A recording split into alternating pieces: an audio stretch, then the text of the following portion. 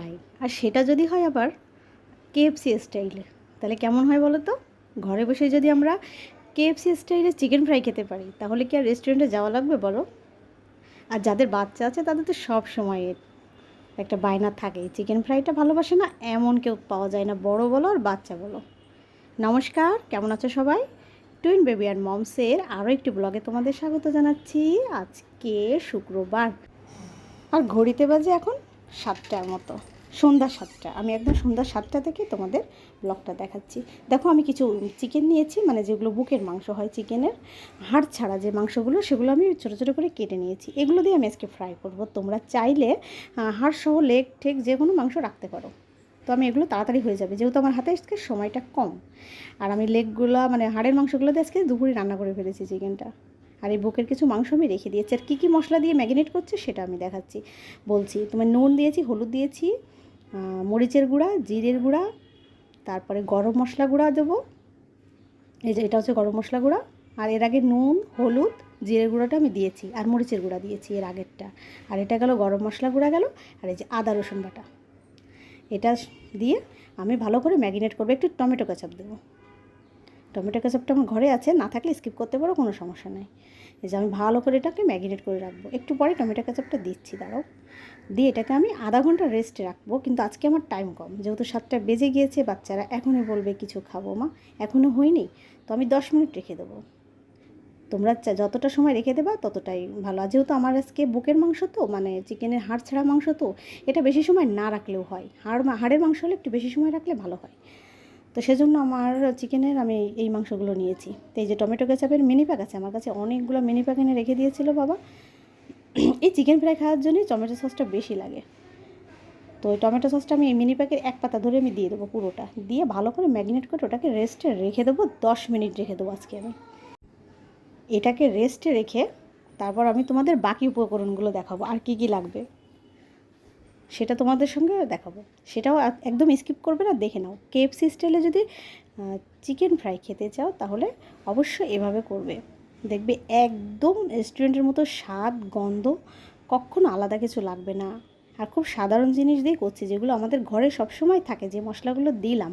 আর এর বাকি পরে যে উপকরণটা আমি করব, সেটাও একদম আমাদের ঘরোয়া, একদম ঘরোয়া আর কি যাকে বলে। এই ঘরোয়া জিনিস দিয়েই আমরা রেস্টুরেন্টের স্টাইলে চিকেন ফ্রাইটা বাসায়, মানে রেস্টুরেন্টের স্বাদটা আমরা বাসায় পাবো, বাড়িতেই পাবো।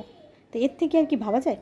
তো চলো, আমার টমেটো কেচাপটা মনে হয় শেষ হয়ে গিয়েছে, পুরোটা পড়ে গিয়েছে। এখন আমি এটাকে ভালো করে ম্যারিনেট করছি করে এটাকে আমি ঢাকা দিয়ে রেখে দেবো 10 মিনিট। অনেকে ফ্রিজে রেখে দেয়, জানো, তো আমি ফ্রিজে রাখবো না, দরকার নাই, এটা রাখলে ইনাফ। আর বারবার বলছি, আমি হাড় ছাড়া মাংস করছি তো সেজন্য। আর আমি এর আগে তোমাদের আমি চিকেন ফ্রাইটা দেখিয়েছি, চিকেন ফ্রাই ভিডিও আমি অবশ্যই দেখেছি, করিয়েছি, আমি কীভাবে করেছি দেখিয়েছি, কিন্তু পুরো রেসিপিটা আমি শেয়ার করিনি। তো মানে ওটা, মানে ভাজার সময় আমি তোমাদের মুখে বলে দিয়েছিলাম, কিন্তু আজকে আমি শুরু থেকে একদম শেষ পর্যন্ত তোমাদের আমি পুরো রেসিপিটা দেখাবো। এবং ঢাকাতে আমি বাসায় বসে ঘরোয়া উপকরণে কিভাবে আমি চিকেন ফ্রাই করি, সেটাই তোমাদের সঙ্গে শেয়ার করব, সেটাই আমার আসল বিষয়। তো ঢাকার বাসার বাড়িতে কিভাবে চিকেন ফ্রাইটা করি আমরা ঘরোয়াভাবে, সেটাই। তো প্রথমে আটা নিয়েছি একটা পাত্রে, এটা হচ্ছে আটা, তো ময়দাও দিতে পারো। তো আমার আটাটা খুব ভালো, একদম প্যাকেটের আটা, তো খুব ভালো।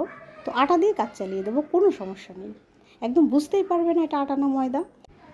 আর এর মধ্যে চালের গুঁড়া দেবো।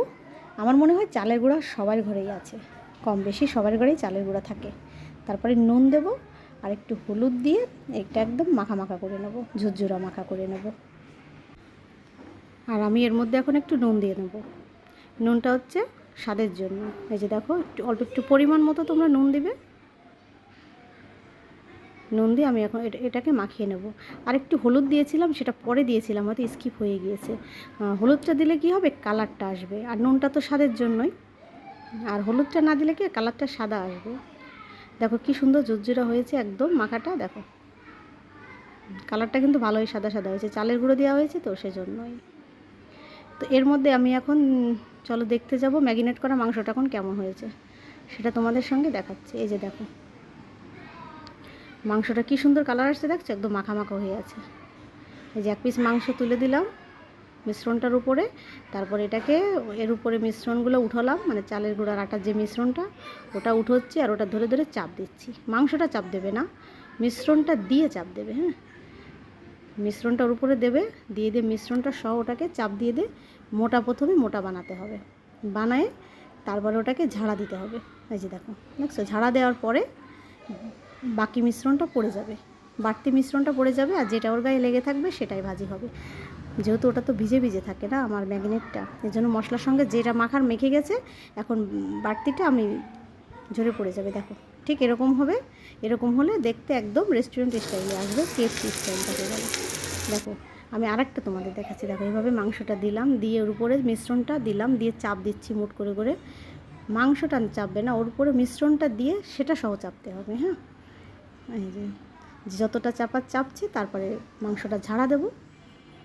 যে দেখো ঝাড়া দিচ্ছি, ঝাড়া দিলে বাড়তি মিশ্রণটা পড়ে যাচ্ছে, আর যেটা লেগে আছে এটাই ফ্রাই হবে। আর দেখতে একদম রেস্টুরেন্টের মতো লাগবে, রেস্টুরেন্টে ঠিক যেমনটা লাগে। এই যে দেখো এইভাবে আমি অনেকগুলো দিয়ে নিলাম। আর তেলটা তো অবশ্যই গরম করে নিয়েছি, মাঝারি আছে খুব মানে হাই হিটে দিইনি, আর লো হিটেও না, মাঝারি আছে বাঁচতে হবে। এই যে দেখো দেখতে কালারটা কি সুন্দর আসছে, দেখছো? দেখতে খুব সুন্দর আসছে, দেখেছো? আর একদম রেস্টুরেন্ট স্টাইলে তো মনে হচ্ছে, রেস্টুরেন্টে এরকমই দেয়। এই যে দেখো, আর আমি না ওই চালের গুঁড়ো আটার মিশ্রণের মধ্যে একটু হলুদ দিয়েছিলাম, সেটা হয়তো স্কিপ হয়ে গেছে, দিলে কালারটা আরও বেশি ভালো আসে। এই যে দেখো দেখতে যেমনটা সুন্দর হয়েছে না, খেতে ওরকম সুন্দর হয়েছে। তোমরা একবার ট্রাই করে দেখো বাসায়, তারপরে দেখো কেমনটা লাগে। এত খুব সহজেই বাড়িতে বসেই আমরা রেস্টুরেন্টের স্বাদ পাচ্ছি, তাহলে আর কি লাগে? রোজ রোজ রেস্টুরেন্টে যাওয়া লাগবে না, বাড়িতে বসে সমস্ত খাবার দাবার খাওয়া যাবে। তো আমি আরও কয়েকটা আছে, আরও কয়েকটা আমি ওভাবে দিয়ে ভেজে নেব। তারপর এটা একটু সস দিয়ে খাবে, সস দিয়ে খেলে খুব মজা লাগবে। আর এগুলো একটু পরে দিয়েছি দেখে আমি একটু আস্তে আস্তে দেরি করে উঠাচ্ছি। পিট করে ভেজে নেবে, একটু লাল লাল গায়ে একটু লাল লাল আসবে, একটু লাল লাল আসলে বুঝবে এটা হয়ে গেছে।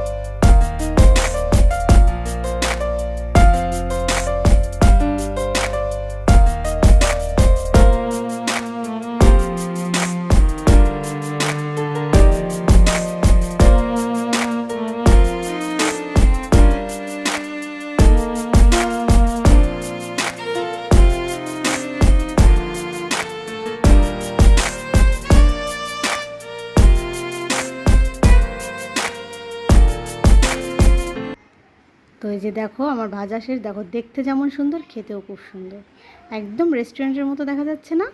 এখন টমেটো সসটা একটু ছড়িয়ে দেবো, তাহলে আর কি লাগবে। তোমরা বাড়িতে একবার বানাবে আর দেখবে আমার কথার সঙ্গে মিল আছে কিনা। এত সুন্দর দেখতে, যেমন সুন্দর খেতে ওরকম টেস্ট হয়েছে। তো রেস্টুরেন্ট, আমরা বাড়িতে বসে রেস্টুরেন্টের মজা পেয়ে যাচ্ছি, তো রেস্টুরেন্টে কেন যাওয়া লাগবে রোজ রোজ? তো তোমাদের যদি কিছু ভালো লেগে থাকে, কোথাও কোনো ভালো লাগে থাকে, অবশ্যই কিন্তু একটা লাইক দিয়ে জানাবে। আর তোমরা কে কোথা থেকে ভিডিওটা দেখছো অবশ্যই কমেন্ট করে জানাবে, ঠিক আছে? সাবধানে থাকবে, ভালো থাকবে, সুস্থ থাকবে। টাটা, আবার দেখা হবে।